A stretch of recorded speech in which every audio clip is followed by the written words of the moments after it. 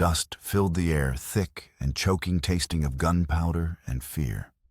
The sleepy town of Redemption, usually humming with the rhythmic clang of the blacksmith's hammer and the low murmur of commerce, was now a chorus of screams and cracking gunfire.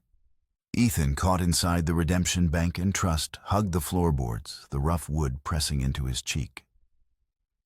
He had come to town for flour and salt, a simple trip, a necessary break from the profound silence of his homestead. Now he was just another body on the floor trying to make himself small. 3 men, their faces hidden behind dusty bandanas, moved with a brutal efficiency that spoke of long practice. One stood guard by the door, his shotgun, a grim promise. Another swept behind the counter, stuffing worn canvas sacks with currency, while the bank teller, a young man with terror-widened eyes, trembled with his hands held high. The third, the leader, stood in the center of the room, a commanding presence of coiled violence. He wore a long black duster, and the pistols at his hips were dark and oiled. Ethan's focus was singular: stay down, stay quiet, survive. He had survived worse. He had survived the fever that took his wife Sarah and the crushing grief that had followed. He could survive this. He just needed to get back to his cabin, to the quiet order of his life, to his horse bolt. The leader barked an order, and the men began to back toward the exit. In their haste, the leader stumbled over a cowering woman and collided with Ethan, sending him sprawling. A heavy boot landed on Ethan's chest, pinning him. Through the grime of the bandana, Ethan saw cold, merciless eyes. The man's gloved hand shot out not for a weapon, but for the glint of silver at Ethan's neck. A sharp tug, a searing pain, and the thin chain snapped.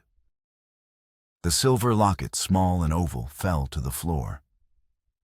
It was the only thing Ethan had left of Sarah. Her likeness, a delicate miniature painted on porcelain, was inside. He had worn it every day for 3 years, a constant cool weight against his skin, a private sacrament to her memory. "Pretty little thing," the leader rasped, his voice a low growl. He bent to scoop it up, but Ethan, moved by an instinct deeper than fear, lunged for it. The man's boot came down hard on his hand, grinding it into the floorboards with a crunch of bone and a surge of blinding pain. Ethan cried out a strangled gasp. The leader laughed, a cruel short sound, then plucked the locket from the floor, his fingers closing around it like a trap. "A man ought to hold on to what's his," he sneered, stuffing the locket into his duster pocket. He gave Ethan a final contemptuous kick to the ribs before backing out the door. Gunshots cracked outside as the gang mounted their horses. Dust and chaos reigned. People shouted. Someone was crying. But Ethan heard none of it. He pushed himself up, his hands screaming in protest, his eyes fixed on the empty doorway. They had taken the bank's money, shattered the town's peace. But they had taken something from him that had no monetary value. They had stolen his last tangible piece of Sarah. The rage that filled him was cold and pure, a feeling he hadn't allowed himself in years. It eclipsed the pain in his hand, the ache in his ribs, the fear. It was a promise. He would get it back. The ride back to his cabin was a blur of throbbing pain and simmering fury. The sun beat down on the cracked earth, bleaching the sagebrush bone white. The crimson dust swirled in the heat, a hazy veil over a land that was indifferent to suffering. When his small hand-built cabin finally came into view, nestled at the foot of a rocky mesa, it offered no comfort. It felt hollow. He dismounted, his movements stiff, and led his horse bolt into the corral. The powerful bay, gelding his companion through the long, silent years, nudged his shoulder, gently sensing his master's distress. Bolt was more than livestock. He was a living link to the life Ethan had lost, the last creature on earth that had known Sarah's touch. She had loved this horse, its steady presence, its quiet strength. For a moment, Ethan leaned his forehead against the animal's warm neck. The familiar scent of horsehide and dust, a small anchor in a sea of turmoil. Inside the cabin was stark and clean. A simple table, 2 chairs, a stone hearth, and a bedroll in the corner. He had built this place with his own hands, hoping physical labor could exorcise the ghosts of his past. But grief was a stubborn tenant. He went to the small shelf above the hearth, where a few books and a tin of coffee sat. His hand went instinctively to his neck, his fingers finding only raw, empty skin. The absence of the locket was a physical ache, a fresh wound laid open over an old one. He stared at the empty space on the wall where a small framed sketch of Sarah used to hang. He'd taken it down months ago, the sight of her smiling face too painful to bear. He spent the rest of the day in a haze, tending to his bruised hand, his mind replaying the robbery, the leader's cold eyes, the glint of silver falling to the floor. As dusk painted the sky in shades of bruised purple and blood orange, he walked to the small rise behind his cabin. There, a simple wooden marker stood weathered by sun and wind. It bore no name, but he knew who rested beneath the Texas soil hundreds of miles away. This was his memorial to her. He stood there for a long time, the wind whipping his hair, the silence of the vast landscape pressing in. "I'll get it back, Sarah," he whispered to the wind, the words tasting like rust in his mouth. "I promise." That night, sleep offered no escape. His dreams were a feverish torrent of fractured memories, the chaotic bank, the sneer in the robber's voice, and older, more terrifying images he had long suppressed. He saw faces gaunt and pale from his time in Texas during the Great Fever. He saw himself younger, exhausted, moving through a makeshift infirmary, the air thick with the scent of sickness and despair. He saw a man with wild, grieving eyes screaming at him, accusing him. The dream dissolved before he could see the man's face, leaving him in a cold sweat, his heart hammering against his ribs. He woke to a silence that felt wrong. The familiar, comforting sound of bolts shifting in the corral was gone. Ethan sat bolt upright, every muscle tensed. A pre-dawn chill filled the cabin. He pulled on his boots and grabbed his rifle, his mind racing. He burst outside into the thin gray light. The corral gate was ajar, swinging gently in the morning breeze. The rope tie hung limp and useless against the post. Panic, cold and sharp, seized him. He dropped to one knee, examining the ground. Fresh tracks gouged deep into the dirt, led out of the pen and into the open scrubland. Bolt's tracks. Running. He followed the trail for 100 yards, his eyes scanning the earth. The prints were erratic, spaced, far apart. The horse had bolted, spooked by something in the night. A mountain lion, a band of travelers. His mind flashed back to the robbery, a new sickening thought taking root. Had they followed him? Had they come back for his horse, the one thing of value he had left? He gripped the rifle until his knuckles turned white. The loss of the locket had been a violation of his past. The loss of his horse was a threat to his future. Without Bolt, he was stranded. The 20-mile journey to redemption would be a grueling trek on foot. Hauling supplies, hunting in the high country, everything depended on that horse. He spent the morning tracking his resolve, hardening with every step. The sun climbed merciless and white-hot. The trail grew faint where the soil gave way to hard-packed stone, then disappeared altogether. The animal could be miles away, injured in a gully, or already in the hands of another. The frustration was a physical weight in his chest. He cursed himself for not checking the latch, for not hearing the commotion, for being so lost in his own troubled sleep that he had let his guard down. By midday defeated, he trudged back toward the cabin. The silence around him was vast and absolute, a mocking echo of the emptiness inside him.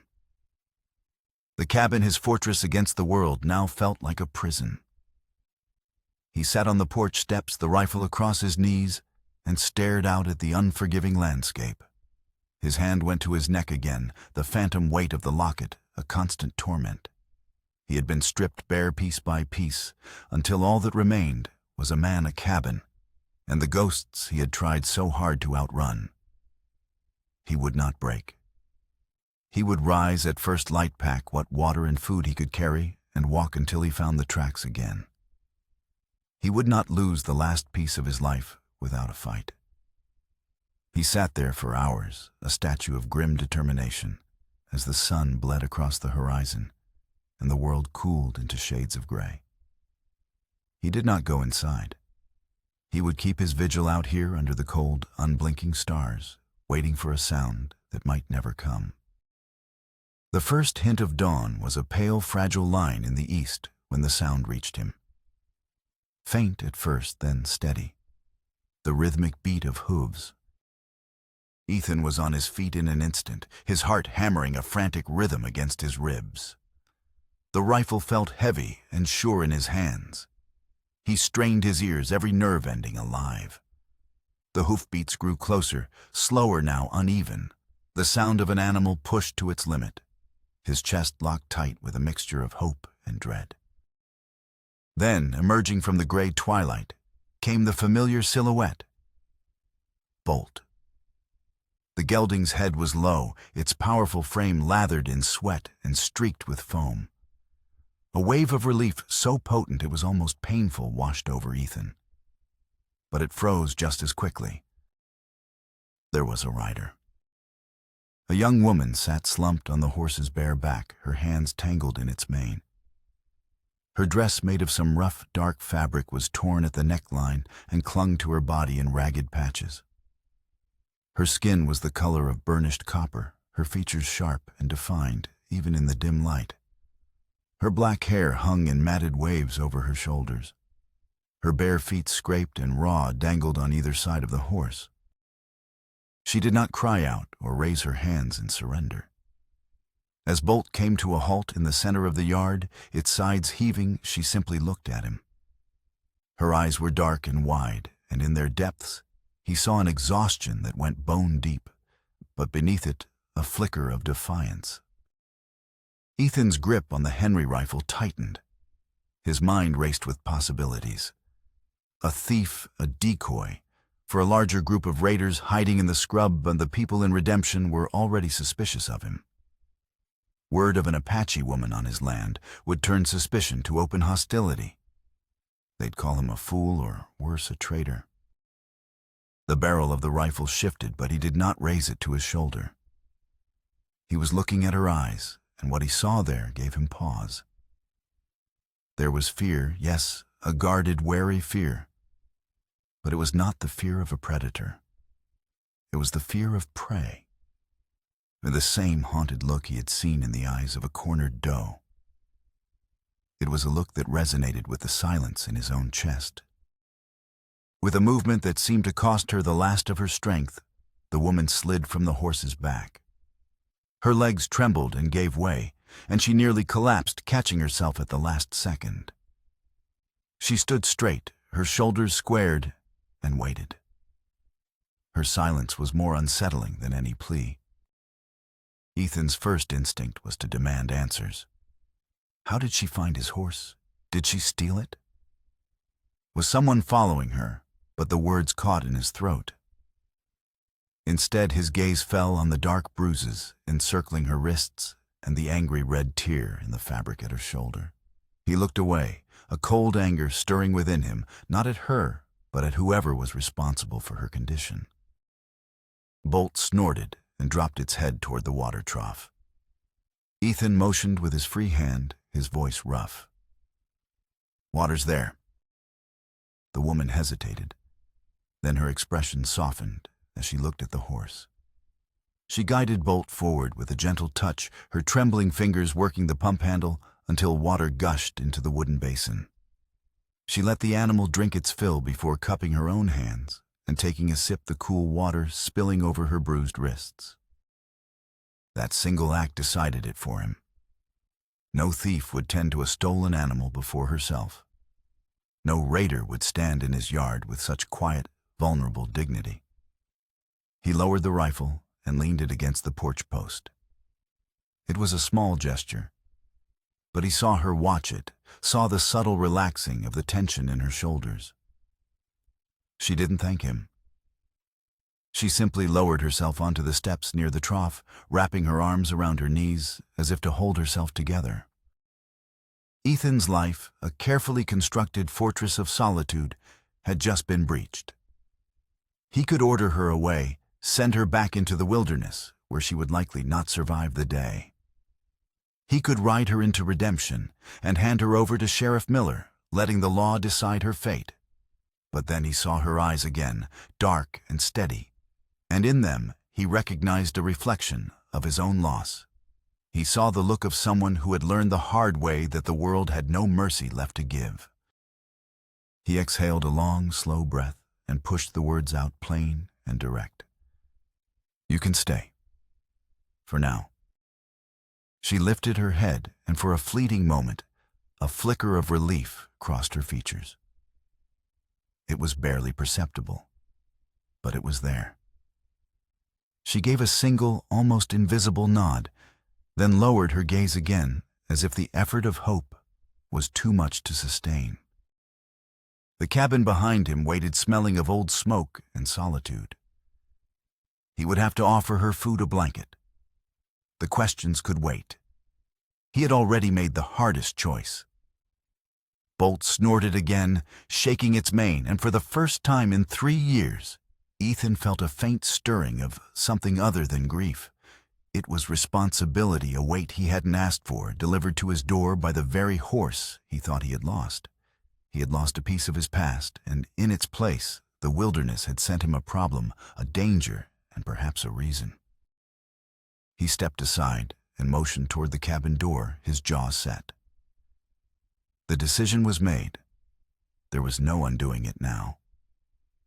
She rose carefully, a slight limp in her stride he hadn't noticed before, and crossed the yard, her bare feet leaving faint prints in the dirt beside his own. The interior of the cabin was plain and narrow, the air still holding the chill of the night. It struck Ethan as she took it all in how stark and empty his life had become. A single tin plate on the table, a worn-out fork, a heel of bread. He gestured toward the chair by the cold stove. "Sit." She eased herself down, her movements stiff with a mixture of exhaustion and caution. He ladled what was left of last night's beans onto the plate and pushed it across the table toward her. She stared at the food for a long moment, then at him, her hand hovering before she finally took the fork. She ate with a desperate, quiet hunger that twisted something in his gut. He watched in silence, his arms folded across his chest. When she finished, she pushed the plate back, as if afraid to be seen as greedy. He poured her a cup of water from the jug. She held it with both hands, her fingers trembling so much that water sloshed over the rim, tracing clean paths through the dust on her skin. When she set the cup down, she murmured a single word in a language he didn't recognize. The sound was soft, but carried a weight of dignity. He nodded, accepting the unknown sentiment. From a wooden trunk in the corner, he pulled a thick wool blanket, a relic from his life in Texas, and set it on the table. She reached out and touched the fabric tentatively, then drew it around her shoulders, pulling it tight as if it were a shield. The sight of her small and bruised, wrapped in his blanket, stirred a protective instinct he thought had died with Sarah. The silence stretched thick with unspoken questions. He wanted to know her name, her story, the source of the shadows in her eyes. But he also recognized that questions were a form of intrusion, and she had endured enough of that. To break the stillness, he pointed toward the bedroll in the corner. "You take that. I'll sit watch." She looked from the bedroll to him, then shook her head firmly. "No. I sit." He didn't argue. He pulled his own chair to the door, setting the rifle within easy reach, and sat down heavily.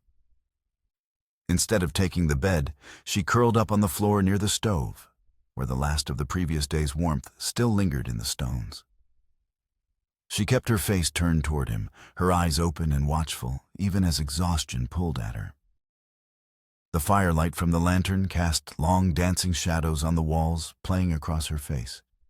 He found himself studying the proud line of her jaw, the dark smudges of fatigue beneath her eyes, the way her hand clutched the edge of the blanket. It had been 3 years since he had shared this space with another soul, and the air felt charged heavier and achingly less lonely. As the hours crawled by, his thoughts churned. The men from the bank, the stolen locket, the riders he'd seen yesterday. What if they weren't just passing through? What if they were the ones she was running from?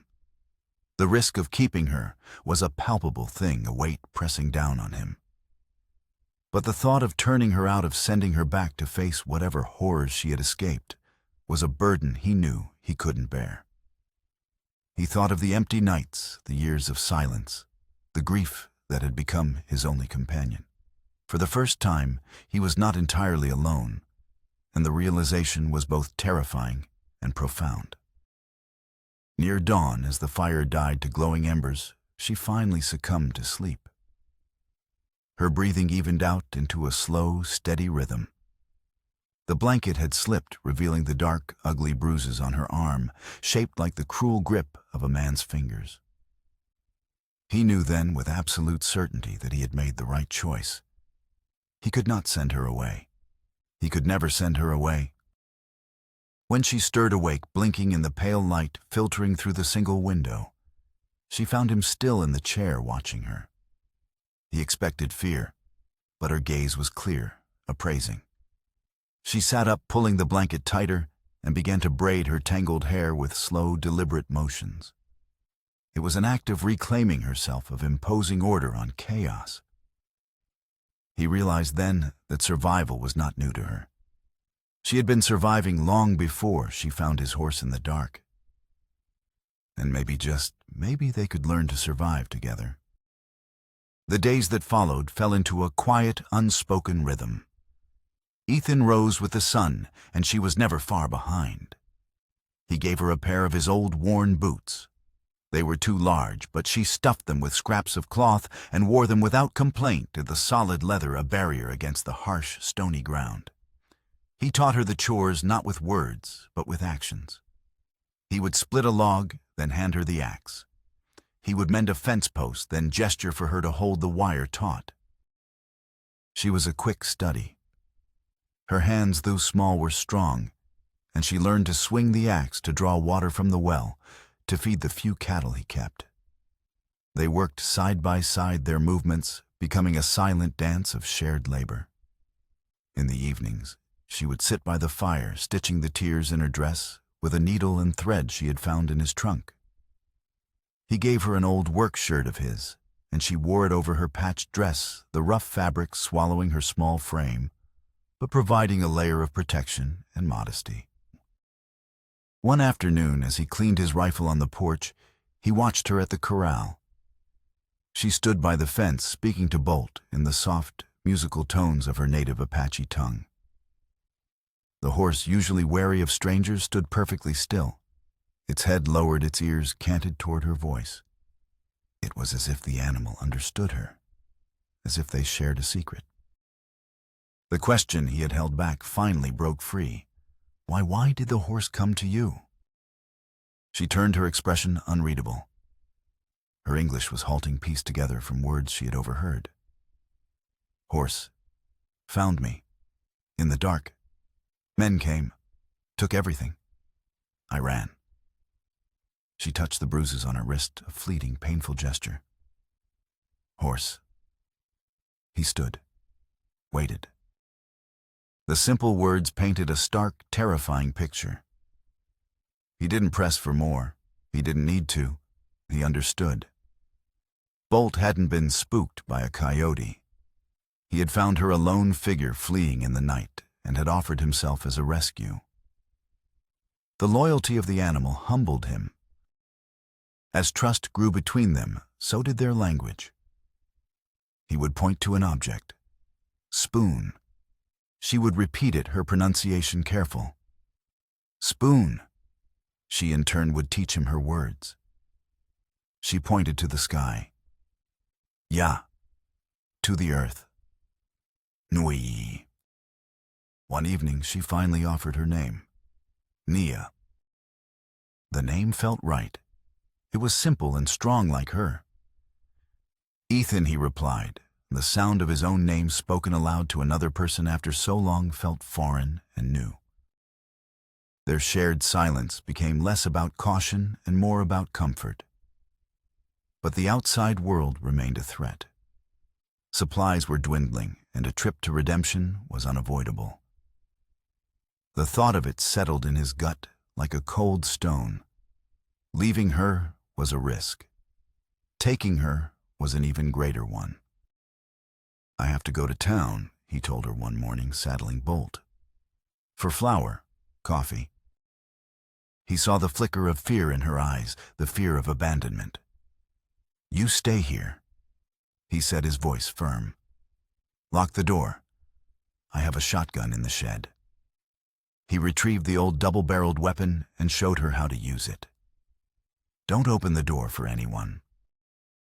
She nodded, her jaw set. She did not plead to come with him, understanding the danger. But as he mounted Bolt and rode away, he could feel her eyes on his back, a silent weight of responsibility. Redemption was a hive of gossip. In the general store, the owner, a portly man named Henderson, with eyes that missed nothing, cornered him by the flour sacks. "Heard that Blackwood gang hit the bank pretty hard," he said, his voice a conspiratorial whisper. "Sheriff Miller says they're led by a real cold one. Silas Blackwood, they call him. Said he barely spoke a word, just took what he wanted and rode out." The name Silas Blackwood sent a strange, unsettling tremor through Ethan. He knew that name, from where he couldn't say. It was a ghost from a past he had tried to bury, a faint echo in a locked room of his memory. "Never heard of him," Ethan lied, his face a stony mask. "Well, you keep an eye out," Henderson rambled on. "They say Blackwood ain't just after money. They say he's settling old scores. Riding out of Texas, he is." Texas. The word hit Ethan like a physical blow. The dreams, the fever, the accusing face. A cold dread began to seep into his bones. He paid for his supplies, his hands tight, his mind racing. He needed to get back to the cabin. He needed to get back to Nia. He was halfway home when he saw the riders. 2 men sitting on their horses on a ridge overlooking his property. They weren't hiding. They were watching, waiting. His hand went to the rifle in its scabbard. He kept riding his pace steady, not wanting to show fear. As he passed below them, one of them called out, "That's a fine horse you got there, mister." Ethan ignored him, his eyes fixed on the path ahead. "Shame if something were to happen to it, or to whatever you're keeping in that little shack of yours." He kept riding. The men laughed, a harsh grating sound that echoed across the valley. They didn't follow. They didn't have to. The message had been delivered. He burst into the cabin, his heart pounding. Nia was standing by the door, the shotgun held steady in her hands. The relief on her face when she saw him was stark. "Men," she said, her voice a whisper. "They were here." "I saw them," he said grimly, unloading the supplies. "They didn't come close." "No, they watched, from the hill." That night, the small cabin felt less like a sanctuary and more like a fortress under siege. They ate in silence, the unspoken tension, a third presence at the table. After the meal, Ethan didn't take his usual chair by the door. He sat on the floor by the hearth near where Nia was mending his shirt. "Nia," he began, his voice low. "These men, this Silas Blackwood, I think I know him." He told her about Texas, about the fever, about the chaos and the death. He spoke of the guilt he carried, the faces of those he couldn't save. He didn't know how Blackwood fit into it. But he knew with a chilling certainty that this was not a random series of events. The bank robbery, the stolen locket, the men on the ridge, it was all connected. It was all coming for him. Nia listened, her dark eyes never leaving his face. When he finished, she placed her small hand over his. Her touch was warm, steady. "We fight," she said. It wasn't a question. It was a statement of fact. In that moment, looking at her determined face bathed in the soft glow of the firelight, Ethan felt the last of his solitary armor crack and fall away. He was no longer just a man running from his past. He was a man with something to protect, something to fight for. The fear was still there, a cold knot in his stomach, but it was no longer paralyzing. It was fuel. Later, as a storm began to gather on the horizon, its dark clouds mirroring the turmoil in his heart, he made a decision. He would not wait for Blackwood to come to him. But first, he had to be certain. He had to face his own ghosts. The next morning, under a sky the color of slate, he rode out again, but not toward town. He rode toward the men on the ridge. He left Nia at the cabin, the shotgun in her hands, a grim promise in her eyes. He found them camped in a small rocky canyon. He dismounted at a distance and approached on foot, his rifle held ready. "That's far enough," one of them called out, rising to his feet, his hand on his pistol. "I want to talk to Blackwood," Ethan said, his voice even. The man smirked. "Silas doesn't talk to just anyone. What's your business?" "My name is Ethan," he said, letting the name hang in the air. The man's smirk vanished. He exchanged a look with his partner. "Wait here." He returned moments later, his expression hard. "Silas will see you, but he's got a message for you first." The man's eyes were cold. "He says he has a long memory, especially for old neighbors, especially for doctors' helpers from down in Texas who decide who lives and who dies." The word struck Ethan with the force of a physical blow. The lock on the door in his memory shattered, and the past came rushing in. Silas Blackwood. A gaunt, desperate man whose wife and child were burning with fever. A man who had begged, then screamed, then threatened him for the last dose of medicine. A man Ethan had been forced to turn away. The robbery wasn't about money. The locket wasn't a random theft. It was a message. Silas knew who he was, and he was coming to collect a debt he believed he was owed, a debt to be paid in blood. Ethan turned without another word and walked back to his horse, the cold, hard truth settling over him. This wasn't about justice. This was about vengeance, and it was heading straight for his door. The sky broke as Ethan rode back, a cold, driving rain lashing down and turning the dust to mud. But a different kind of storm was gathering inside him. The pieces of the puzzle clicked into place with horrifying clarity. Silas Blackwood's face, once a hazy specter in his nightmares, was now sharp and clear, a face contorted by grief and rage in a dusty Texas settlement. He had been helping Doc Adams, the town's only physician, fighting a losing battle against a fever that swept through like a wildfire.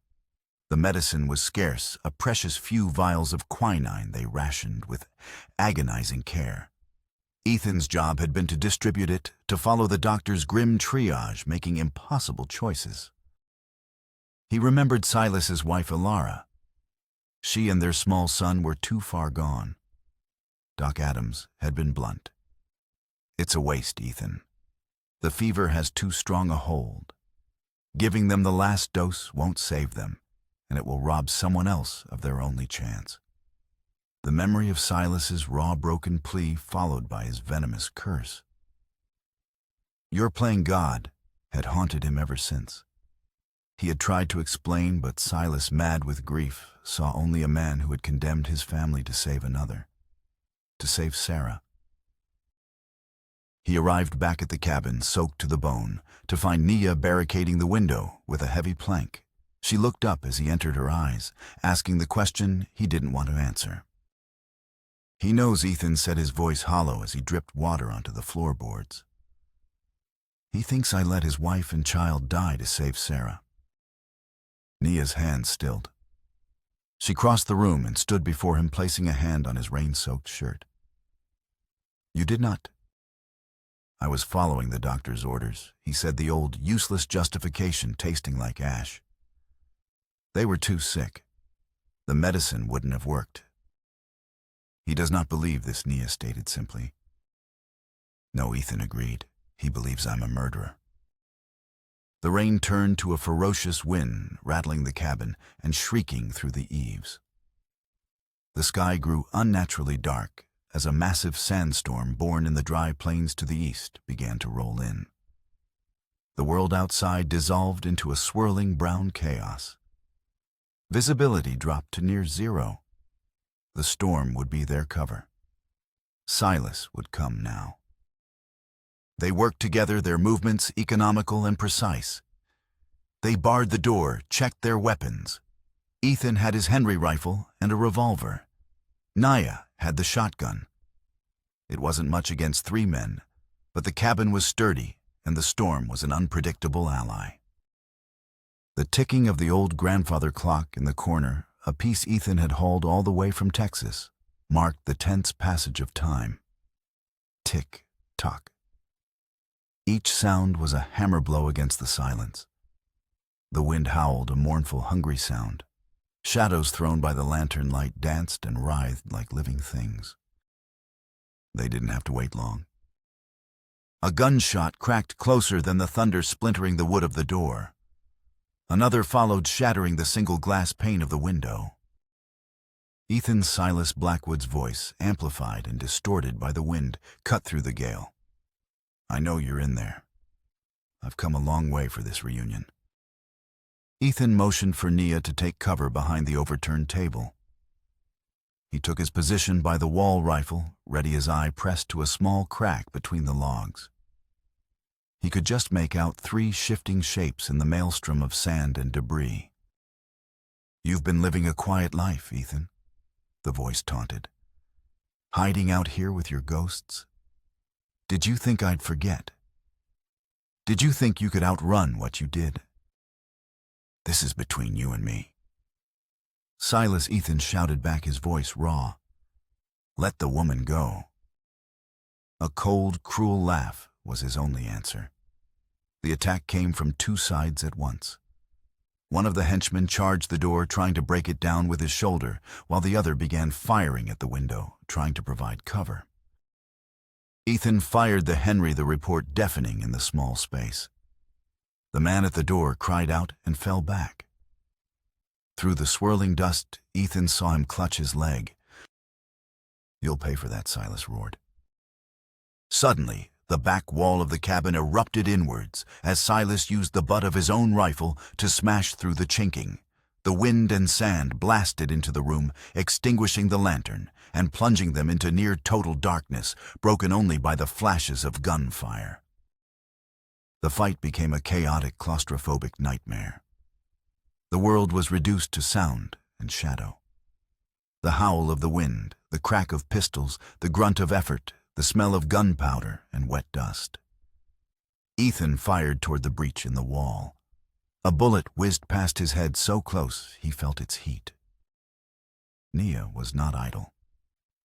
In the confusion, she had slipped toward the hearth. She grabbed the heavy iron poker, its end still glowing faintly red.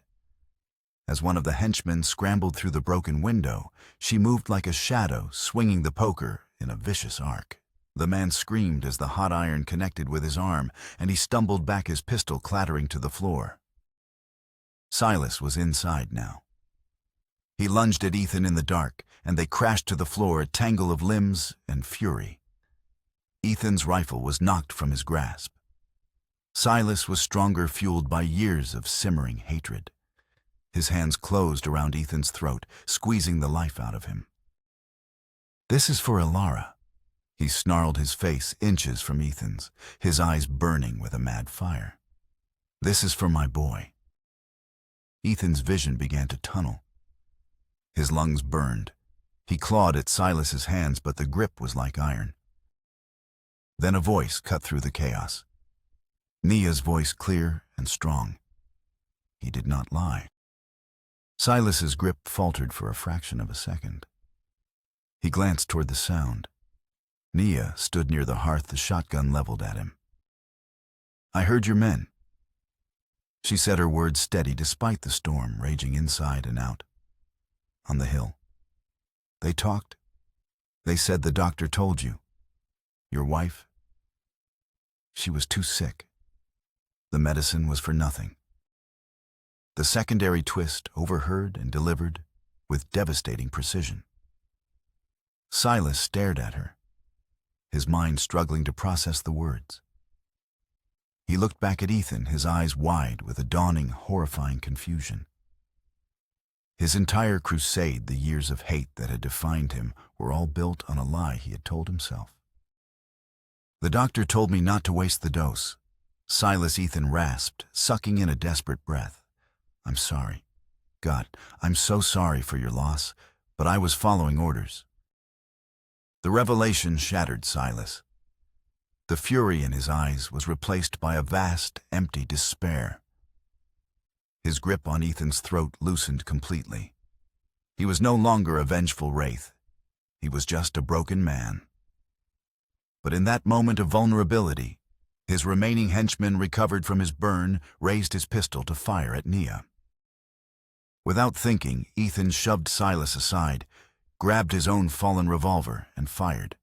The henchman crumpled to the floor. Silence descended inside the cabin, a stark contrast to the howling storm outside.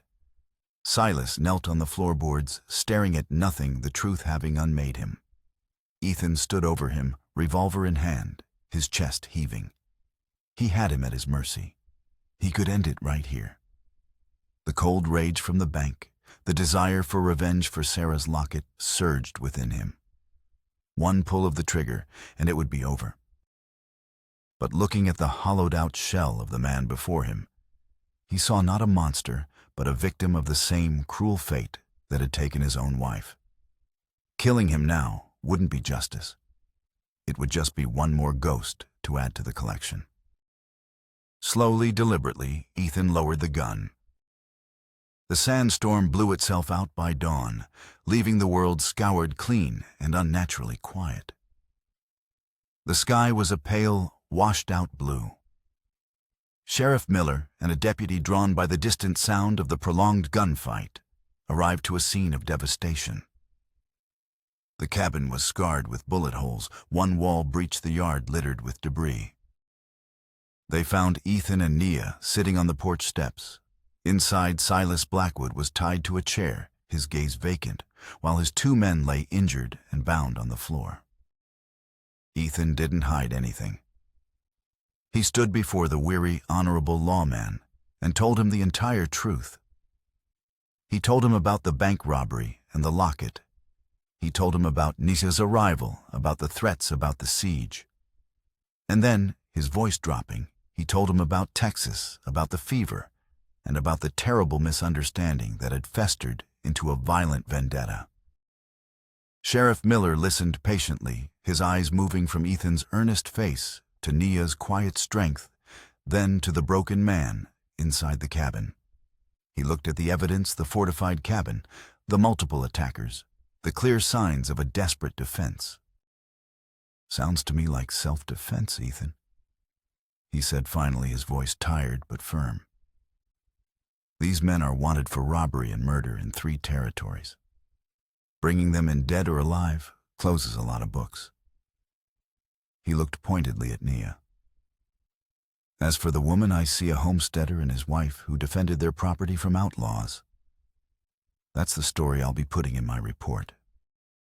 It was an act of quiet grace and acceptance that protected them both." As the sheriff and his deputy loaded the prisoners into a wagon, Miller paused beside Ethan. He reached into his pocket and held something out. It was the small silver locket, tarnished but intact. "Found this on Blackwood," he said gruffly. "Figured it was yours." Ethan took it, his fingers closing around the cool metal. "Thank you, Sheriff." Miller just nodded and rode away, leaving them in the quiet aftermath. In the weeks that followed, they rebuilt. They patched the holes in the walls, replaced the broken window, and mended the splintered door. The physical labor was healing a way of reclaiming their home, their safety. The silence between them was different now. No longer a space to be cautiously navigated, but a shared peace, deep and abiding. One clear, cool afternoon, Ethan saddled Bolt. He held the silver locket in his palm, then looked at Naya. "There's something I have to do. Will you ride with me?" She nodded, and they rode together to the small windswept rise behind the cabin. They stood before the simple wooden marker, the memorial to a grave hundreds of miles away. For the first time, Ethan spoke of Sarah at length, not with the choked agony of fresh grief, but with the gentle sadness of loving memory. He told Nia about her laughter, her kindness, her strength during the fever, and the terrible emptiness she had left behind. Nia listened, her presence a quiet testament of support. When he was finished, he opened the locket. The tiny, perfect image of his wife smiled up at him. He looked at it for a long time, then pressed a gentle kiss to the cool metal. He didn't put it back around his neck. Instead, he carefully placed the locket on the rough stone at the base of the marker. It was not an act of forgetting, but of release. He was letting go of the guilt of the past that had held him prisoner while still honoring the love that had shaped him. He was no longer living only in memory. As they stood together looking out at the vast open land, he turned to Naya. From his saddlebag, he pulled a small wrapped bundle. He handed it to her. She unwrapped it to reveal a set of fine leather crafting tools, knives, awls, and stamps.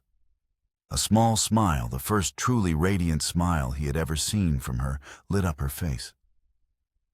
It was a recognition of her skill, her future a gift that acknowledged her as an equal partner in the life they were building.